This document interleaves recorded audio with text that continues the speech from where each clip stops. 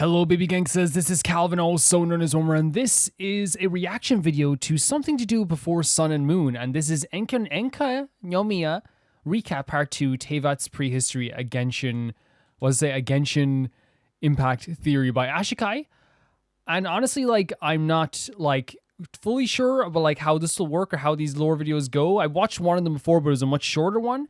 But I actually enjoyed the one I watched before, so I think this might be fun to actually watch this right now and find out a little bit more, because I have theories myself, but I think it's always good to have someone else to put them in order for you so you can kind of think some more about it. I'm excited to see this. The original video is going to be in the description below, and let's check this out. The only thing more confusing to me than the history and timeline of Teyvat is its prehistory. Or rather, pre-human history. Because there was a time when humans weren't around, you know. Before Enkanomiya, we really only had a couple of vague references to Teyvat's prehistory in various fictional books. We'd never had a proper legend or historical record to reference before, so until getting the book before Sun and Moon love really the presentation of this, by the way. This book contains it's an idle animation, but choosing someone who studies with the book in their idle animation. Very cool. More modern-ish times, and honestly, it really does change the game for us, literally. Now, I've already talked about all of the normal historical elements and how it relates to Enkanomiya in another video, which I will leave a link to in the description. Yeah, and I was thinking of watching a different video, but I feel like, I don't want to watch too many theory videos on absolutely everything because I want to have my own thoughts on stuff, but I thought if you could watch it this time because I feel like it is a very meaty part of the lore. So I'm kind of okay with watching this video for sure. I don't want to watch theory videos on absolutely everything because I feel like that because some theory videos that you don't think of are very cool, but having them all the time isn't always a great thing either. I love them for Roma Reacts because they're usually things I never think of before, like the Kaya theory we just watched recently was really, really cool. So those are really cool, but obviously some stuff you have to think for yourself as well, right? So in this video, we'll have a quick recap of the contents of the notorious book that got Orobashi killed, learn a little bit more about the real-world inspirations for the characters within it, and do a little bit of theorizing at the end. So sit down, grab a snack, and get ready, because this is Teyvat's prehistory, an in-depth look at the times before the sun and moons. So far, the presentation of this video is fantastic, by the way. Now, before we begin, let me remind you again. Persona 5 music. The lore we have is rather sparse, so a good chunk of this video will be pure speculation. Please don't take everything here as 100% factual information as per canon timelines and such, because while I do my best to make sure I am providing as accurate information as possible, I am not infallible, and I am going to be filling in a lot of these blank areas with assumptions and opinions. So always make sure to check the pinned comment below, because that's where I will be posting. I think it's good to hold yourself accountable if you get something, if you feel like you got something wrong or something. And the additional updates to the video's content. For further reading and cited sources, those will be in the description. This creator, Ashikai, also puts the update code, the number for the update in the title as well, which I start doing with some videos too, because it kind of makes people know exactly what they're dealing with. For me, I'm okay, 2.4, I can definitely watch this, you know what I mean? If you have not read the book before Sun and Moon, I highly suggest that you take the time right now to do so. It's not very long. I read the whole thing, took me 40 minutes. Book, and you kind of only really need to read half of it. It should take you all of 5 minutes. For 5 minutes? To this in the description, but for those of you who do not want to read the book for whatever reason, just prepare yourself to lack a little bit of preliminary context and be a little bit. It was a good read, but there's so much in it. There's so much in it. Alright then, that's enough of that. On to the stuff that is actually interesting. Me. No. The book before Sun and Moon starts with the passage labeled When Doves Held Branches, which is a really curious choice for a title outlining the Genesis story for your planet. Why? Well, if you're at all familiar with the tale of Noah's Ark, then you may remember that after the world was destroyed by a flood, Noah released doves from his ship to see if the flood waters had started to recede. If a dove returned with a branch in its beak, which it did, it returned with an olive branch, then Noah would know that there was habitable land nearby. and that they could finally get off this boat and go back to land like normal Wait, so people are we and relating all it of to the animals this? that happen to And is be that on the this term where gigantic olive boat. branch comes from? Naming your Genesis story after a dove that located habitable land on an already pre-existing world that had been destroyed by a cataclysm is just weird. And that's why I think this passage implies the land wasn't necessarily being created, but located. So because the idea, by the way, I'm going to put on closed captions. So because it's so specific, like why would they name it that? So maybe it is like a story of a location, not just like a founding or like a creation, I guess? It establishes that the world already existed Yeah. before the Okay, arrival interesting. of the primordial one, who was supposed to be like the creator of everything. Which means that this also isn't technically a Genesis story, even though it's being portrayed that way. We're going to ignore that little detail for now. Moving on. I love the The presentation of these next videos. line reads, "When the eternal throne of heavens came, the world was made anew. Then the true Lord, the primordial one, came forth and did battle against the 7 terrifying sovereigns, dragon lords of the old world." We know from the context of later lines in this book that the Eternal Throne is likely referencing the Primordial One, but note the order of events here because it's really particular about them, even in the Chinese version. First, the throne arrived, and then the world was remade. And then the Primordial So One fought the Dragon Kings. There's a very particular that's maybe why order it of is. It events. feels like a story of This Genesis. strengthens the idea that the world had already existed and been destroyed. Yeah, but it was and remade, probably okay. was not habitable when the Eternal Throne or the Primordial One arrived. And then it had to be remade Okay. anew, or like cleansed, purged, or altered in some way. Like you gotta clean up the mess you made, right? Like if you flooded the earth and you gotta take all the water and put it somewhere so that people. Anyway. No, I think The it's I point think is relating that it the to Noah's planet Ark is already- actually one of the coolest things that I've heard so far. Because like it does make sense, like in this context.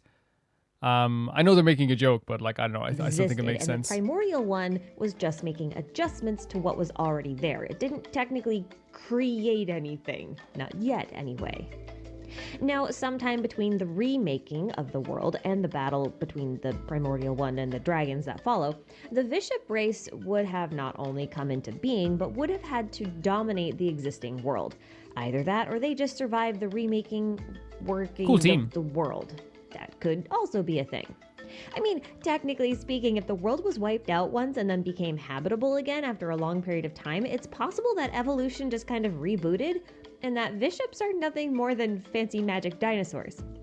I will revisit this concept in another video. So is the idea that these Vishaps like a species similar to them like survive the end of Enka and the end of the world and then respawn new, kind of like the way that like some creatures are like descendants of dinosaurs, I guess is what I think they're it's saying. funny that, we go around and kind of Mia beating up dinosaurs. I like it. It's fun. So, in order to do battle against the magic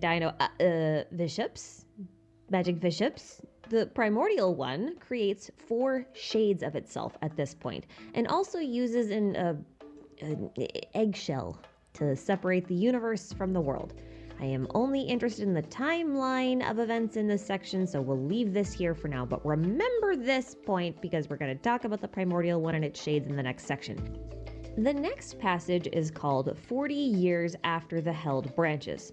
I'm going to preface this whole section by saying that 40 years might not literally be 40 rotations of the Earth around the sun, because we have no way of knowing how long a time span this is actually referring to, so it's less 40 years and more like 40 time unit things.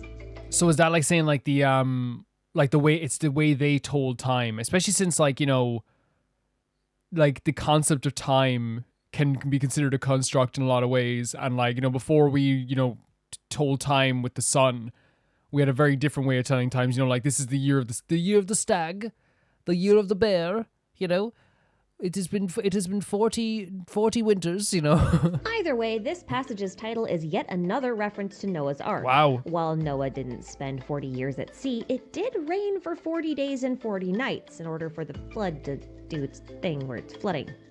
So 40 days after the rain began, Noah began sending out doves to find dry land. In some interpretations, like that of Abraham ibn Ezra, the Ark wasn't a normal ship, but instead a vessel that stayed underwater for 40 days before Seriously? surfacing.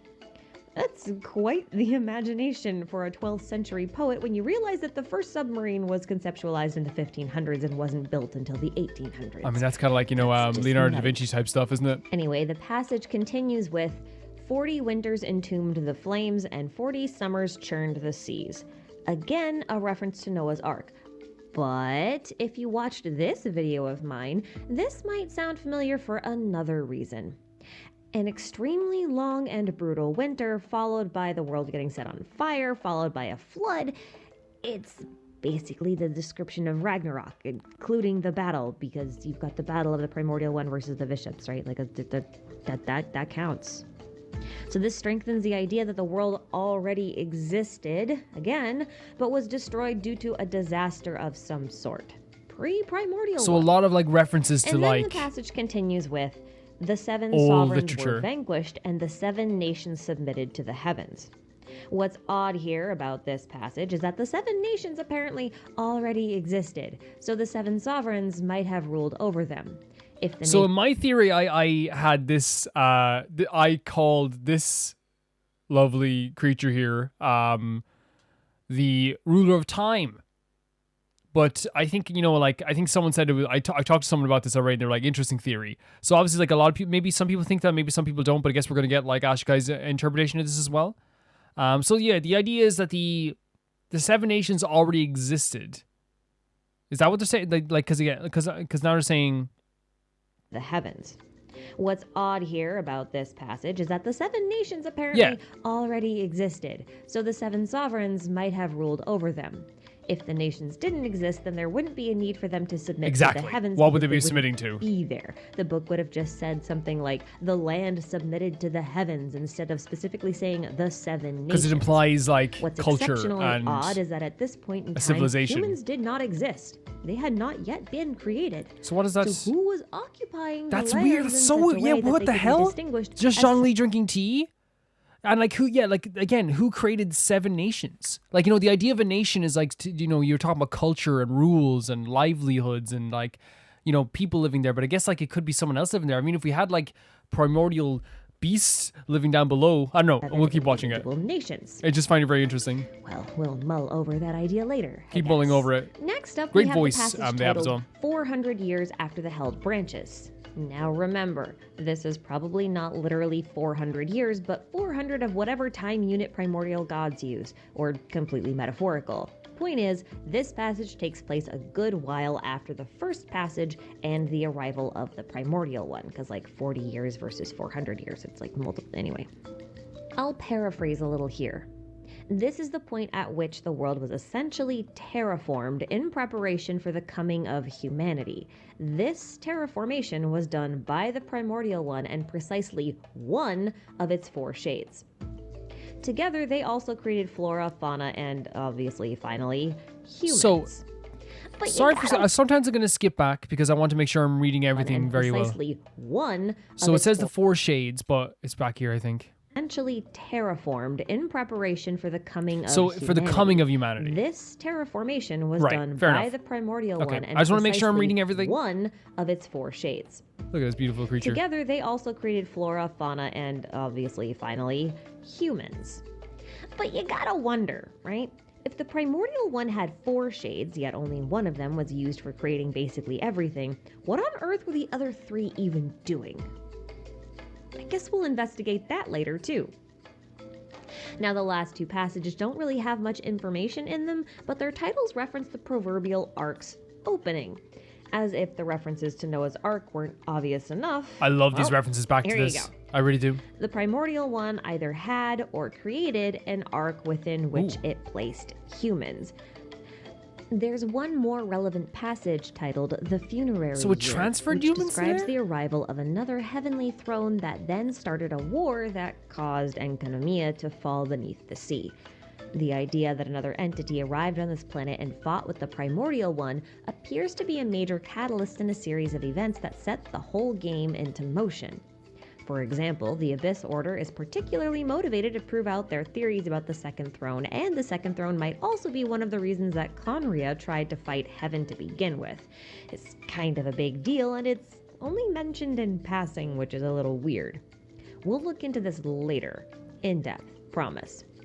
But for now, that's basically everything that the book Before Sun and Moon covers. My interpretation of Sun and Moon, and I think maybe I'm like, people are gonna be thinking I'm crazy, and like what I read was that, like, kind of, similar. I talked about, like, people coming down and like from the primordial one or whatever, like to Enkanomiya. But I guess, like, I didn't focus too much on this aspect of it, which I think is actually, like, maybe more important. I think I'm always, like, very much focused on, like, the now and, like, recent history.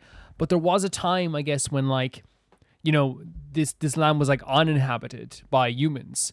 And I think I always focus on the very human aspect of things. So maybe my theory is, like, way off base. I don't know. Who knows? So let's take a really quick recap before we move on to investigate matters further. First, the world was destroyed, then remade. Like, I never talked about the world being remade. I knew about the Vishaps rule. Then the primordial one showed up and killed the dinosaur. And the Four Shades thing, I don't think During this properly time, referenced it created either. 4 shades of itself. The primordial one and its shades defeat the Vishap kings, and the world submits to the primordial one, who then separates the Earth from the rest of the universe in preparation for the coming of humans. And this is probably more of a metaphor for the creation or opening of this arc thing that we don't really understand that well. Now, the remaining Vishaps flee to the Dark Sea and to the underground, while the primordial one and the one other shade work together to create flora, fauna, and finally humans.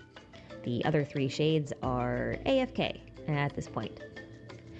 Now, sometime after civilization happens, a second heavenly throne arrives from some unknown location and starts another devastating war.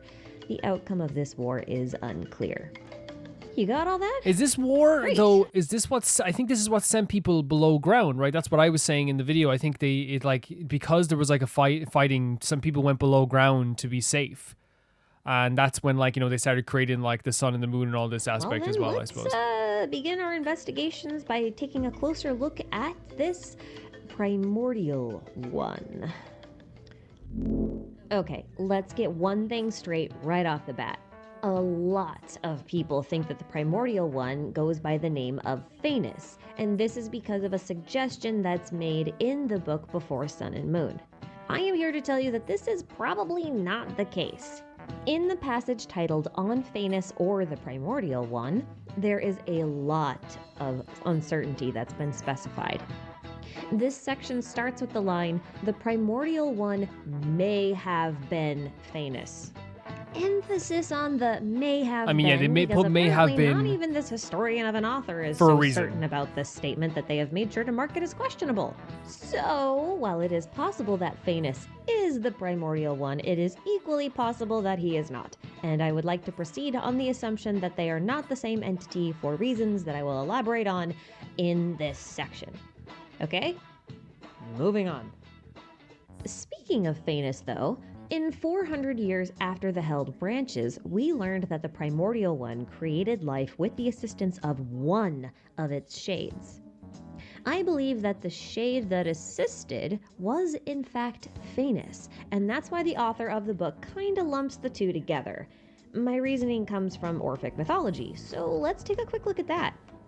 Orphic myth, or Orphism, is a branch of Greek mythology that was considered a mystery cult and was passed down orally, so there are many variations of it.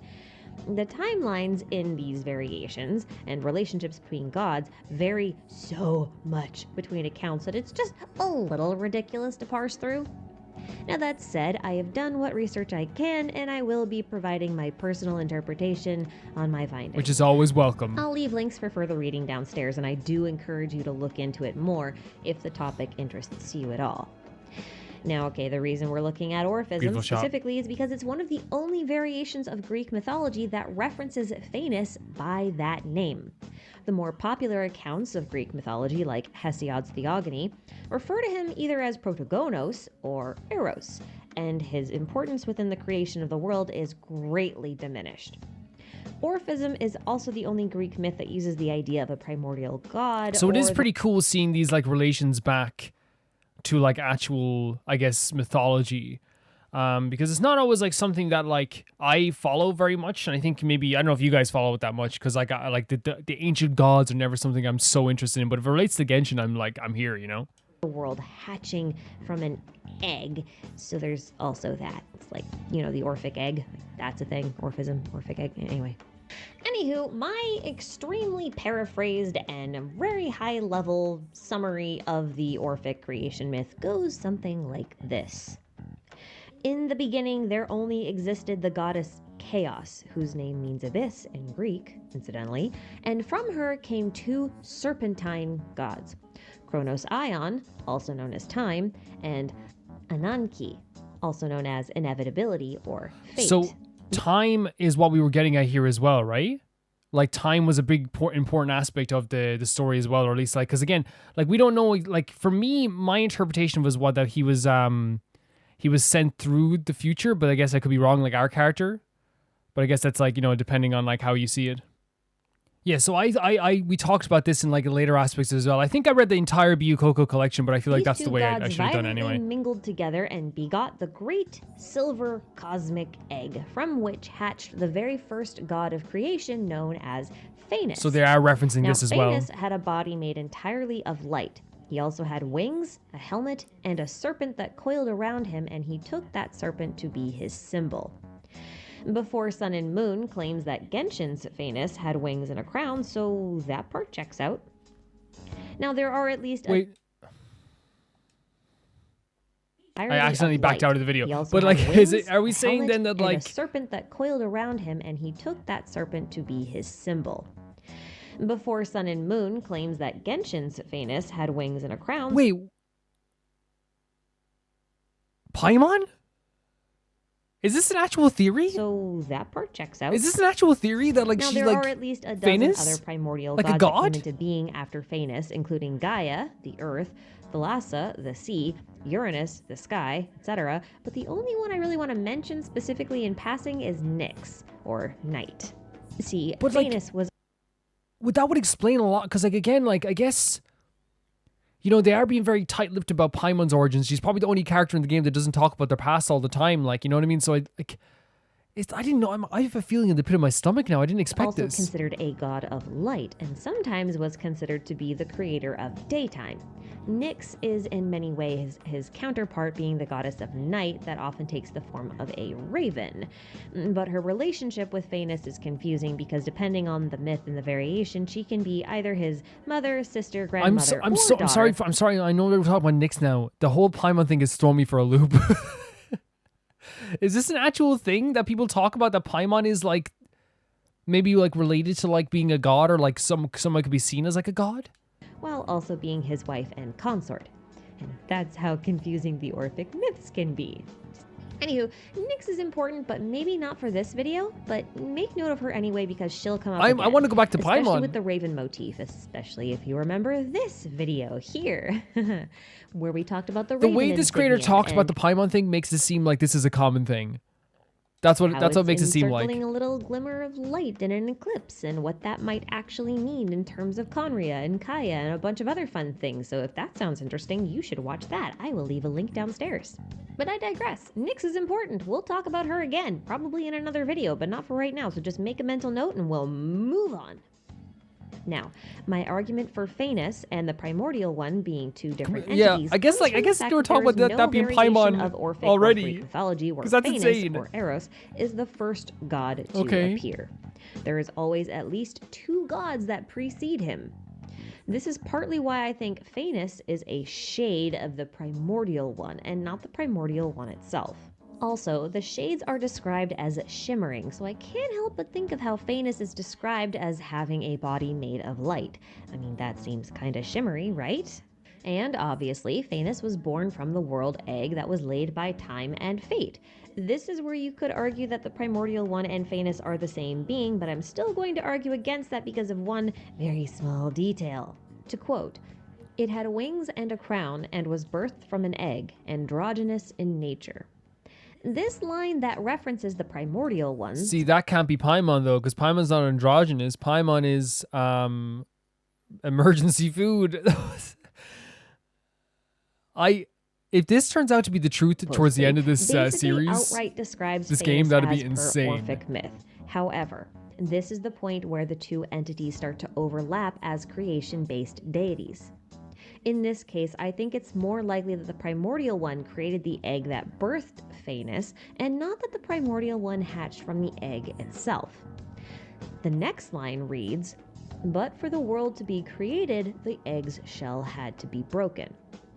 However, according to the order of events that we laid out in the previous section, by the point at which the egg was used to separate heaven and There earth, already the was? primordial one had already done Yes, there was already a battle. with the bishops and forced them to submit. My This heart's is pounding outlined now. in It's a 40 lore years video. After the held branches, which claims that the primordial one only created heaven and earth after Insane. the bishops were defeated.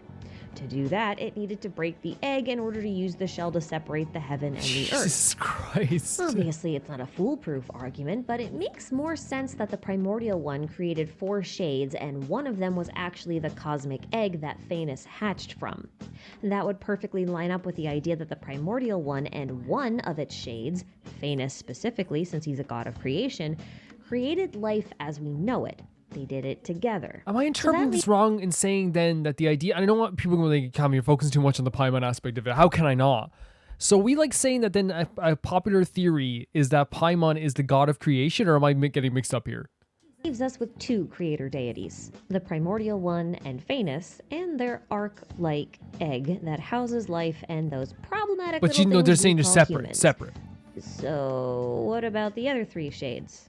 What was their purpose, and what the heck were My they mind is doing blown. I while feel the sick. primordial one and Phanes were off creating I life? feel sick. To answer that question, we have to take a little side trip. Before Enkanomiya was released, the only references of prehistoric times that we had all centered around one key concept: the Seelies and the 3 Oh God, moons. Sealy time. And we have 3 remaining shades. How very convenient. What, there's 3 shades and the one shade is At missing? some point after Phanes, but before the fall of Enkanomiya, I feel there sick. were 3 moon sisters that took turns driving their sovereign carriage across so the sky. sick. If they failed to successfully change drivers, it was said that a great disaster would befall Teyvat. Or, well, technically the world, because they didn't actually use the word Teyvat, so we're just making some assumptions here. Interesting to note that the moons here are said to have a sovereign carriage, while the primordial one was considered to be the sovereign of sovereigns. Phanes, the 4th shade, also had a body made entirely of light, and in some myths was the creator of daytime. You could say that gives him some solar associations. This is noteworthy because the Greek solar deity is known Helios, as yeah. Helios, who was known for driving his divine carriage across the sky as the What a embodiment beast. of the sun. Good man. Now, in Everyone needs a hobby. Enkanomiya, the Dainichi Mikoshi is also known Yeah. as the Helios. Yeah, there's so many as references well here. as the chariot of the sun, and it requires a divine bridle to manipulate it. Remember this. Now, the Moon Sisters existed alongside a race known as the Seelies, who were supposed to guide humanity. Note that while we've seen the ghostly remains of the Seelies, we don't actually have any idea what they looked like.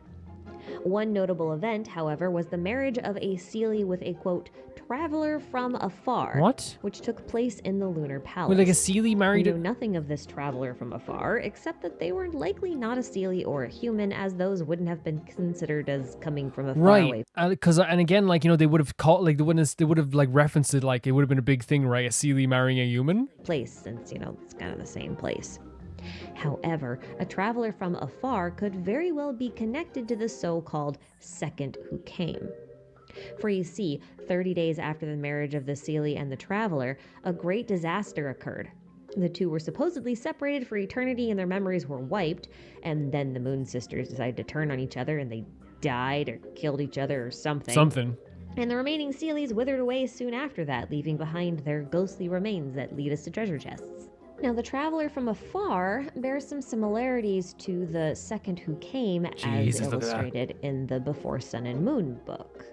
Both of them started some sort of disaster, although the second who came technically started a war, but I will consider a war a type of disaster. It's fair enough. That checks out. And interestingly, you know how the Abyss Order was hunting down the book Before Sun and Yeah. Moon? Well, if you remember back to the very beginning of the game, they were also hunting down another book that we recovered from them with the help of Lisa. It's called The Yeah. Pale Princess and the Six Pygmies. We recovered volume 1 of 7, and MiHoYo still won't release the other 6 Probably volumes for good from lore reason. jail, so I can't really cover these series Probably in for depth, good but I can reason. point out a couple of interesting things based on the volume short descriptions because those are public knowledge. Basically, the Pale Princess meets a Light Prince from another country, region, let's Just like the call Celia it. and the Traveler? And on their journey, they meet 6 pygmies who eventually do something horrible and everything Okay, gets maybe really not. sad. A light prince, to me, sounds a lot like Phanes, if only because he was either a sovereign himself or the son of a sovereign, and his body was made of pure light, so that would make him a light prince. Interesting to note that a princess and a prince is the perfect setup for a fairy tale romance, not unlike our Seelie and Traveler from earlier. Okay. Although that kind of does conflict with the idea that the light prince and Phanes are associated together, because Phanes should have come before the light prince and wouldn't have necessarily come from afar, but hey, we're dealing in conflicting theoreticals. Let's roll with it. We're just looking for similarities to put together some possible story that could happen later on. We're missing puzzle pieces, okay? We're taking guesses.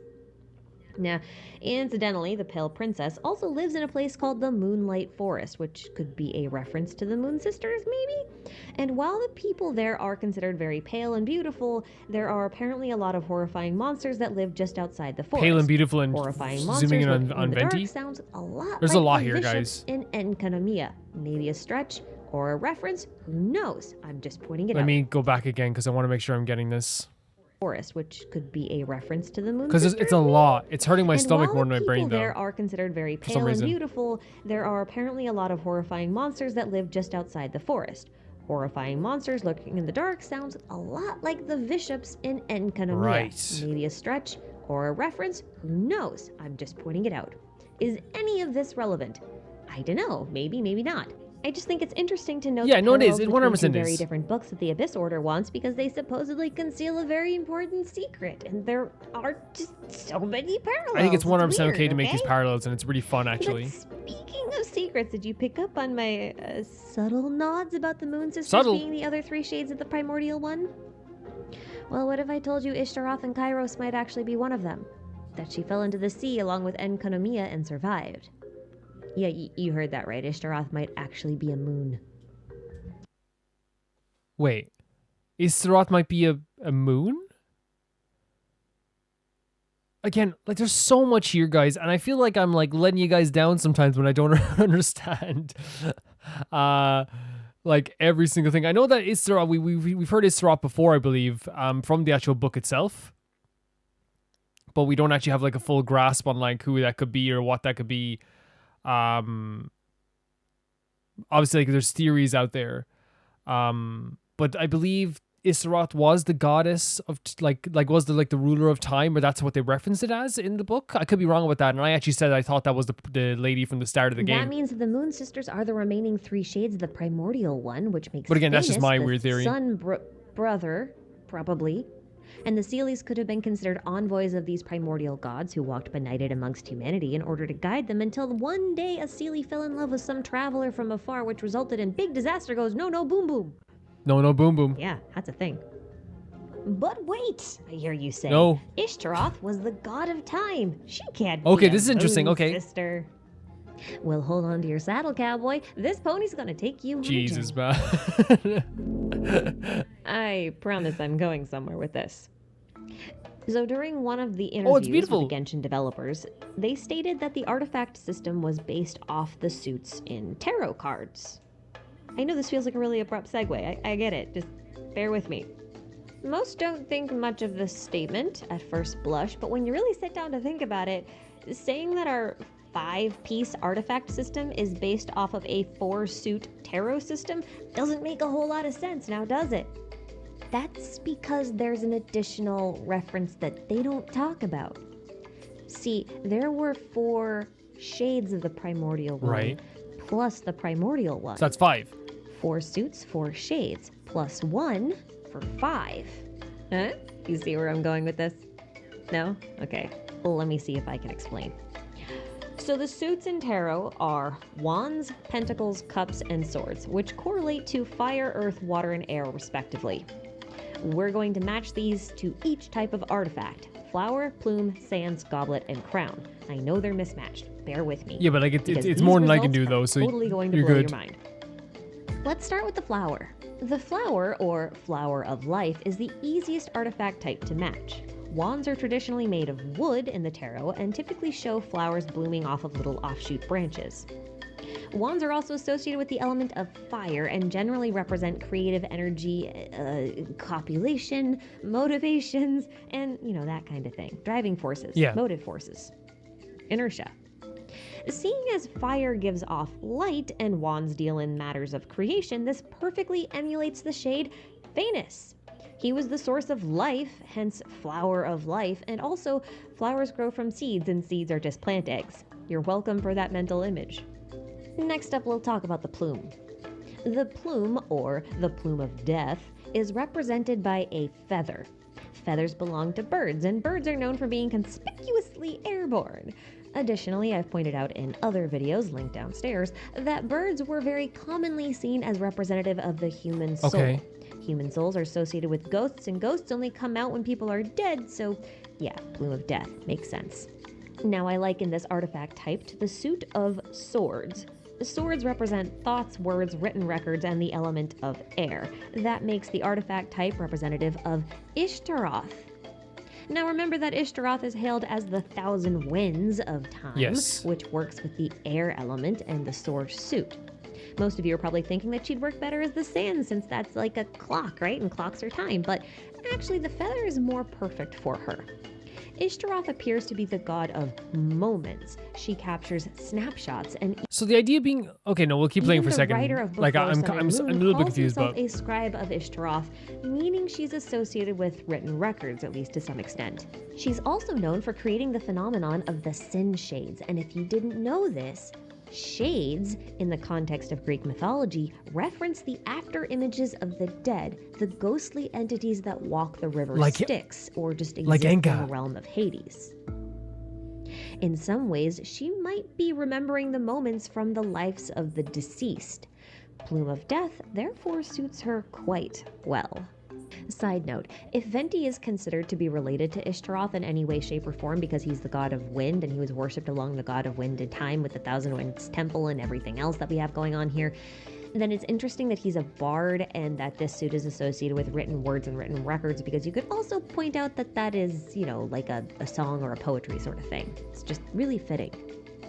And now, bards, and sorry for inputting my own, stupid little thing here, but bards are like keepers of time themselves. They're the ones who will document someone's travels or journeys or victories. You know what I mean? They're it's the poets and the storytellers that are the ones that kept a lot of history alive in my country as well. Don't have names for the remaining two shades, but I'd like to at least give some insight into what they could be and what they could do based on the tarot suits.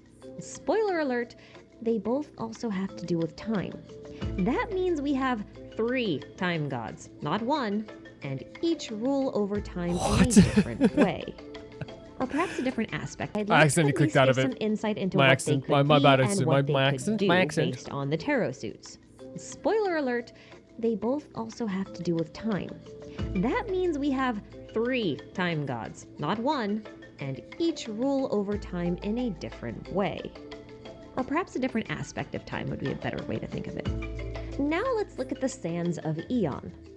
First off, Aeon is a massive span of time that can be broken down into eras. Scientists usually mark an Aeon as about 1 billion years. This is in contrast to Ishtaroth's moments, which seem to span only a few minutes. I'm going to associate the sands with the suit of pentacles. Pentacles deal with money and material possessions and is always associated with the element of earth. Right. The sands artifact type is represented by an hourglass, which is filled with, sand, which is a type of earth. Yeah. Curiously, this isn't a clock in a traditional sense. A clock only goes in one direction forever and ever, but an hourglass passes the time within it back and forth as it's flipped over. Yeah, it's kind of used as a timer it's nowadays. cyclical in that way. In Again, movies. in stark contrast to Ishtaroth's moments. And now we can look at the goblet of Eonotham. I admit I had to look up what Eonotham means. Turns out it's a really specific geologic term that refers to a particular span of time within a given eon, usually in the form And of all rock this is deposits. super adding up then. That makes it representative of like an era, basically. Like all these are definitely So like now we relating have to like the eons, idea of time or eras, and moments or movement in Big time. time, part time, small time.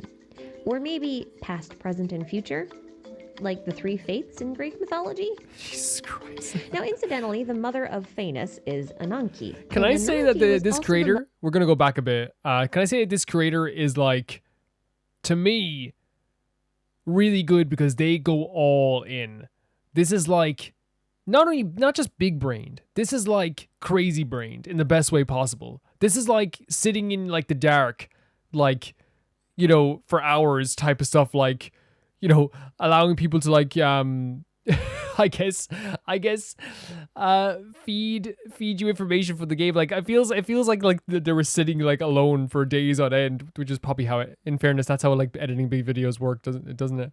Because like there's so much information here, there's so much historical knowledge, there's so much outside resources being pulled in. Even if this stuff isn't true, I'm just truly impressed. past, present, and future, like the three fates in Greek mythology. Now, incidentally, the mother of Phanes is Ananke, and Ananke was also the mother of the Fates, since she was basically fate itself. Is that a coincidence? I don't think You tell me at this stage. Well, anyway, goblets are just cups, so they are obviously the cup suit in tarot. Yep. And cups represent water and generally deal with emotions and emotionally sorts of thingies. Some of the best cards to get when asking a tarot reader questions about love come from the cup suit specifically. And finally, we're out of suits. We're also out of shades, though, so that leaves the final artifact type, the Crown of Logos. So is this the to primordial represent one? The primordial one. Now, I also had to look up logos, because I didn't know what it meant, and apparently it refers to the Word of God, divine reason, and creative order. If that's not enough to convince you that this crown, suitable for a sovereign, represents the ultimate God, I don't know what is. Consider the Crown of Logos to be the dealer of the cards when it comes to the tarot.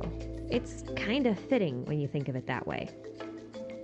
So the cool thing about these parallels here is it gives reason to why we have artifacts. We're basically calling on the primordial powers of the world. Something I think would be really interesting to do as a little side project is to go through artifact sets, and because we know that the stories they tell are out of order, I want to see if the flower is actually talking about origins and the sword is usually talking about like things that were spoken or said, and if the clocks represent things that have already occurred, like actual events. That would be pretty cool if that's, and again, this is a video from 2 years ago, so things have changed. Things have, of course, have changed, like, obviously. But it's still cool to see, like, what the perspective was this. Because, again, this is my perspective as well, and I feels like I'm right here in this time, because I'm, like, I don't look at anything towards the future. I don't know anything about the future of the game. So, like, this is me. This is where I am as well in thinking about this story. And if the goblets talk about the emotions of That'd the be really cool to characters see. that are in the artifact set. Really cool to see. Again, this is not something that I have done. I'm just curious to see if they would go that Which is kind of far. crazy that you didn't do this. So, how do we tie all this back to the moons, you ask? Well, this is a depiction of the god Dionysus leading the three Horae, also known as the Hours, which is a perfect parallel for Phanes leading the Shades. Jesus, there's so Why? much. Well, Phanes was not just the god of creation, he was also the god whose story centered on reincarnation.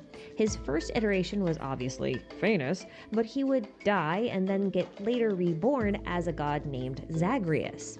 Later, Zagreus You all would thinking it? also I die, don't- I and he haven't would played be Hades, reborn but I as know the none character other than design. Dionysus, the god of wine. Again, Venti, you're looking really suspicious right now. Anyway, the Horae There's were the so three much. I feel sick. There is so much information. goddesses that represented the passage of time in the form of seasons, spring, summer, and autumn, with winter notoriously absent. They were considered the guards of Mount Olympus, and you know what? The Moon Sisters take turns driving a carriage across the sky, almost like they're taking turns on guard duty. They also have another incarnation wherein they serve Zeus as the entities of justice, order, and peace. Kind of similar in concept to the heavenly principles, if you stop and think about it for a minute. especially when it's said that eternity is the idea that's closest to the heavenly principles. And if the moons and the heavenly principles are related, and they are also gods of time, then eternity being related to them makes a whole lot more sense Wait, now, but doesn't it? am I So tripping to say that like then that's like the moon in the background then with the Raiden Shogun, or am I wrong? Actually, the Horae fit the primordial shades very, very well. And since the Horae govern over natural time through seasons, we can actually use science to connect the Horae back to the moons. You see, throughout of all human history, natural time is always calculated via the moon. See, a full moon cycle from full moon to full moon is about 29 and a half solar days, which is why we have about 30 days every month. Or maybe I should say moons. Moons? You divide that by 4 phases and you get roughly 7 days. That's 1 week. 12 lunar cycles, or months, makes for 354 days for a complete solar year. I'm gonna That's cry. 11 days shy of our typical 365, which is the number we use for completely different reasons, which I will not get into right now. The point here is that natural time was always calculated by the moons. Therefore, it makes sense for the moons to be gods of time, to rule over time itself. Therefore, I believe that the moons may in fact also be all gods of time, but different parts of time, as illustrated by the tarot suits and the artifact sets. Feathers representing fleeting moments, sands representing eons, and cups representing eras. Wait, so what we're saying is then that all the different artifacts that we get represent the flow of time, or like the gods of time. Phanes representing the start of everything, the start of time as a flower, birthed from seed. What? But I have to add a little bit of a footnote here. So before we go on, all the artifacts that we've been using have been that could be, and this is again a theory, a representation of the idea of time, of the idea in, I guess like the idea that like things are like, oh, the representation, not just like the idea these are just like time itself. It is the representation of time. Like I love the way that they were saying that the flower represents the birthing of life at the start of time, while like the cup represents the emotions, and I guess the sand hourglass represents like the earth and like the connection to the earth. Again, this is a lot, but I do love that. I do love that a lot. In the original Chinese text, there are some discrepancies in the words accompanying each artifact type. For example, the sands of eon are actually the sands of time. Jesus. This is annoying because beyond the overt use of the word time, this artifact does not reflect Ishtaroth all that well, in my opinion. The cyclicality of an hourglass is still at odds with her theme of snapshotting moments and death, and feathers don't really fit the element of earth all that well when you're comparing it to the tarot, which is a developer-confirmed reference. Ultimately, this discrepancy in translation, for the sands anyway, doesn't really change anything for me. Yeah, you tell him. And the same can be kind of said for the crown, which is called logos in English, but logic in CN, and logic as in reason. Logos and logic are two very different things, but I suppose if you wanted to make logic divine in some way, calling it logos kind of works, so that's fine too. And like I said, logic is a form of reasoning, and the idea of having the primordial one associated with reason, well, Honkai fans probably already have an idea about where I'm going with this, but we can I ain't a Honkai boy. Completely separate video. Just want to acknowledge it here first. However, there is one translation that is completely different, and that translation is for the goblet. In the original Chinese text, the goblet of Eonothum is actually the goblet of space, which is very different from the geologic formations that mark eras within a given eon, and I find this choice of translation frustrating on many levels. But with that frustration comes one additional realization, which I guess we could consider a benefit. And that realization is that we've actually seen a shade of the primordial one already. Well, most likely, if any of what I've presented here today is true. And that shade is Susti.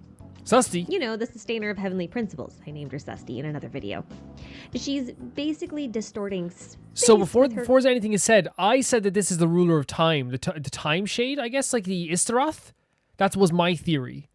But I think that's like I desperately want to hear what their theory is on this, because the way that they're speaking about this, if you're talking about the snapshots of time, to me like that would make sense, because like if we're going with the belief that they're sent forward into the future, that we were sent forward 500 years in the future, then obviously that would mean like that is kind of a snapshot. We are a snapshot of this time sent into the future, so that would make sense to me. Cube power things. She's disassembling and reassembling, warping in and out of nowhere. Her powers of the void are just space-time distortion, which I guess can still kind of make her a god of time, just a god of space. That's what I was thinking. Is still pretty different, but also kind of works sort of. I know space-time isn't really time, but you know, bending the rules, I guess. And if Susty here is, in fact, a shade of the primordial one, then there's a damn good chance that she's also one of the Moon Sisters. And that lends some weight to my earlier suggestion that the 3 shades or Moon Sisters may have been guards or soldiers. Susty I 100% am with this theory that they are one of the shades. Celestia? 100%. Wherever the heck this is, anyway, she's enforcing. That's kind of what soldiers do, right? Kind of, sort of. All I gotta do now is wait like this for to me. What she's doing right now is a snapshot. We are sent forward. I think we're sent forward anyway, and we are a snapshot of time. That's what I'm thinking. Like the void jokes, you cannot avoid those, especially now that they're basically confirmed. So, what have we learned today? Well, for starters, the primordial one did not create the world. It merely found it and made adjustments to it for its own personal reasons. The native species of this world were the Vishops, which ruled over 7 nations which apparently predate human existence, which is weird.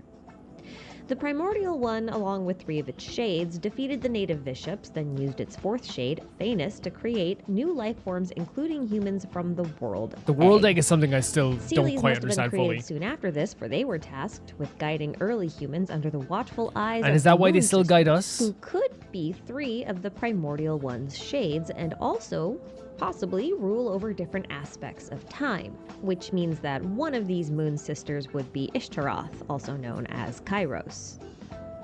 During this period, another entity known as the Second Throne came along and started a war that killed the Moon Sisters Jesus, and man. the Sealies, and then also caused Enkanomiya to sink beneath the sea.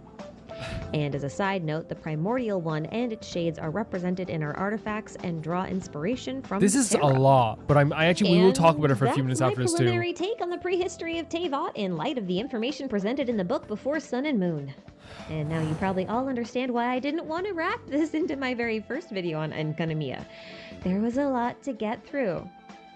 That said, I think this is enough content It's a for lot. one video. We can explore other theories that come from all this information a little bit later, but I think we'll just leave things here for now. I just wanted to take a quick moment to thank you all for watching this video. I'll pause here. Thank you so much for making this video, but there's something I want to skip back to, and that is, like, first of all, we're going to talk about absolutely everything in this, but I do want to look at the recap just for a second. This is the most replayed section, right? Here? So we, like, again, what we had in this from this standpoint in this recap All familiar with the is the tale idea of it, like, Noah's it being Ark, like an and you arc. may The idea of, remember like, that them, like, it not being a created world, but, like, the world itself, like, already having, like being remade instead of, like, actually being created. Now, here's the thing. I, like, probably, like, for me, the reason why I'm watching this video is because, like, I didn't understand fully the lore of Before Sun and Moon. That was it. Like, I loved making theories about the whole thing we read, but I really feel like I didn't fully understand everything. I went through all the whole book, the Byuga Koko collection in full, but I don't think that's as good as, like, this here. But what we have in this recap is the idea of, like, how it relates to, like, the Greek mythology, right? We have this here, like, the idea of it being remade, the idea of, like, these Vishats being the first people on Earth. She said herself, the idea of the Vishats being first people on Earth. And then, like, not only that, but, like, the idea that, like, the relation to, how do I say it? Like, the shades? Because, again, I would never reference it like that. Because, you know me, I'm very, like oh, the god he Googles. But the idea of, like, 4 shades and 1 primordial one being, like, the god of everything, being, like, the ruler of everything. I'm still kind of unsure on, like, the connection to Paimon, because it feels like the connection to Paimon is, like, very much a theory, right? There's no confirmation on this. If there was confirmation on this, I'm pretty sure, like, I would have seen someone hinting at something by now. But then again, you guys are very good at not hinting at this stuff. In all fairness, so my theory on Istaroth was always that Istaroth was the ruler of time. And I feel like what happened to us was a snapshot. We were snapshotted into the future and placed into another part of time. We were a snapshot of time in another element of time. Now, it could be different. You guys might have a different theory on who Istaroth is, but that's what I saw it as. Again, it's not confirmed that we were sent forward into the future or that we were like, we could have been frozen, we could have been anything. You know, it's not confirmed. I understand that, but I still think that's the theory I go with, and that's what I like to go with because that's my theory, and I think that's what makes it so fun, and that's what makes it really fun. Yes, we had like the really cool recap on Before Sun and Moon here, which again, I didn't pick up on absolutely everything when it came to like what the first one. So we have the primordial one and the idea of like it being relating to like the actual Greek gods and the egg creating the earth, which is actually a really cool concept. The idea of Helios being related to Greek gods as well. I do love relating things to Greek mythology in this way as well. But this is like the tarot stuff to me is like the most interesting aspect of this whole thing in this theory. I think it's a really good theory.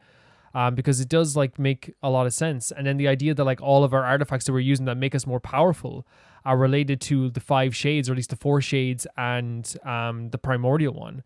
Which means that through this whole time, we could be using artifacts that are related to the person that sent us away from our sister and you know, did something to our sister, the ruler of time, as I believe it to be Istaroth. But then again, it could be someone completely different. I'm not going to obviously like, I wouldn't want my theories to be, you know, ever like me forever. I wouldn't ever want to talk about my theories as if they are fact, because I feel like that would be no fun and that would make the videos not fun at all as well. But I do love the idea of like relating it to the Greek gods themselves, because that would make perfect sense to me, that like these things that like we attach to ourselves or attach to our weapon or like or put our faith into or put a lot of our knowledge into were actually things that were created to guide humans or make humans more powerful, or maybe they were created as like something that was like a like drip, like again, like they're what they are. They're cups, they're hourglasses, there's flowers, they're crowns, and they're flowers. And this sounds like remnants almost to me, like remnants of the past rather than just like parts of like gods. Maybe it's things that the gods owned or they put their power into, if that makes sense. I don't know. Because there's so much information that is in them, and I wonder if there's like actual history in them. Because we know that like in Genshin, history is in the trees, history is in the ground, like literal like visions of history. We see this in Sumeru coming up as well. There's literal visions of like, oh my god, like there's like you know, goop comes out of the ground and like makes you have visions of the past. Not only that, but like even like in Sumeru, the trees themselves are giving off this element of like, this is the past, this is like a vision of what's to come, this is a vision of like a different time, or what you see in the time, or what you fear the most in some ways too. So it's not out of the ordinary that there would be like remnants coming from maybe the past or something. Maybe I'm like not even making sense now. That like would attach to us and would have so much history built into them. Because if the trees can give us history and give us visions, maybe what we're actually seeing with these actual artifacts are the history themselves. Like it's being told to us through like little visions and sparse visions that we don't fully understand. I do also like the idea of Venti being related to like the god of time. He's the first god we met. He has like again that relation to the wind as well, that relation to the nature. He also has a very good relation with the Sealies, which would make a lot of sense too. He's also very closed, but he's a closed book. He doesn't give away everything. He doesn't like to. Even with Vanessa in the past, he didn't give away everything when it came to Vanessa. So there is that aspect too, that like maybe he could be keeping something from us. Maybe there's a reason he's keeping something from us. Maybe he doesn't even remember. There could be that too. But I do like that idea as well. The idea of Paimon though being like a god as well is it makes me very nervous. It makes me super, super nervous, because that is a reveal that I don't think I'll be ready for, because eventually they will probably reveal something like that. It might be just like a theory. It might just be like a tiny thing, but who actually knows? But yeah, let's look at this summary once again, just so we're getting everything. Everything that the book Before Sun and Moon covers. Yeah. So let's go with the recap just one more time before we move on to investigate matters further. First, the world was destroyed, then remade. Yes, we know it was rebuilt, and the bishops ruled this land. Then the primordial one showed up and killed the battled the bishops. Yep. During this time, it created 4 Which shades one of them could be itself. Istaroth. The primordial one and its shades defeat the bishop kings, and the world submits to the primordial one, who then separates the earth from the rest of the universe in preparation for the coming of humans. So it can be safe for the humans? This is probably more of a metaphor for the creation or opening of this arc thing that we don't really understand that well. Now, the remaining bishops flee to the Dark Sea and to the underground, while the We know this as primordial well, yeah. one and the one other shade work together to create flora, fauna, and finally humans. The other 3 shades are AFK at this point. Now, sometime after civilization happens, a second heavenly throne arrives from some unknown location and starts another devastating war. The outcome of this war is unclear. You got all that? Yeah, I think so. Great. Okay, and I think it's best then, what we're going to do with in the comment section of this video too, write as long as comments as you want, and we'll have a bit of discussion. I'll be in the comments below for as long as I can, and we'll have full discussions about this. You give your theories. As long as they're not spoilers, I will respond to them. And we can have a full conversation. We're not, like, again, don't feel bad about correcting me, or don't feel bad about thinking like, hey, I don't think you're right on this thing. I think you're forgetting about this thing. Don't feel bad about that at all, because like that's actually going to be really fun for this. And I actually really think they're really fun. I'm thinking of like maybe doing like a lore corner sometimes where we do some lore and then you guys respond, then I respond to your comments the next week. Then we do another lore video, then respond to comments. I think it'd be really fun, a fun idea if I can get that off the ground. But that's my interpretation of this.